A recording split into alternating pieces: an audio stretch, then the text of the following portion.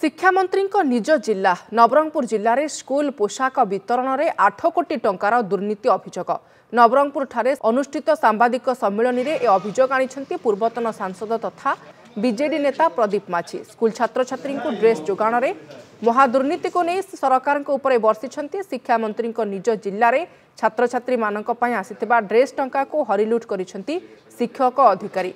जिले में समस्त प्रथम रु अष्टम पर्यंत पाठ पढ़ुवा छात्र छात्री मानक सरकार स्कूल ड्रेस और जोता और ट्रैकसूट जोगाई देइथांती।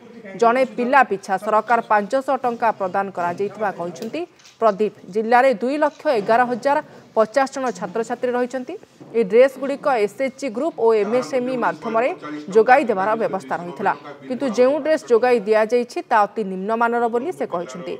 ड्रेस गुड़िक रोटो कटन और सिफन मिक्स टेरिकोट होइतबा बेले से सबु निश जोगाण करिसेंती सेतिमध्य जनकर मैन्युफैक्चर जीएसटी नाही।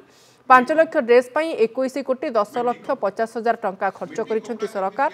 अष्टम रु नवम 30,000 छात्र छात्री 3 कोटी टंकार अनुदान आसीथिला।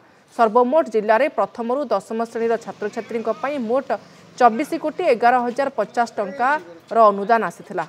तेबे प्रथम रु दशम सर्वमोट 2,41,050 जन छात्र छात्री जनक पिछा 350 हिसाब रे मोट 8 कोटी टंकार दुर्नीति होइथिबा अभियोग करिसेंती प्रदीप माछी।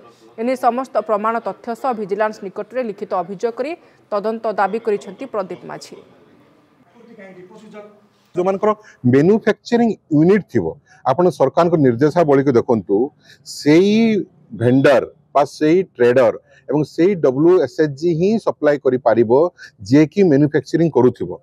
जदि तार मैन्युफैक्चरिंग यूनिट नाही ताले सप्लाई करबा ताकू बारण अछि। याकू बिल्कुल मानि नाहंते नियम को एवं भूल जीएसटी नंबर देकी डीएलसी रे बीएलसी रे पास करैचंती एवं से माने सप्लाई करचंती। कलिकता एवं कलाहांडी रो माल आनिकी आमे तार समस्त तथ्य आपन को देइछु एवं ये विराट बड़ फ्रॉड करचंती। जीएसटी फ्रॉड हेछि नवरंगपुर जिल्ला रे प्राय प्रथम थर करी सरकारी जिनिस डिस्ट्रीब्यूट करबा।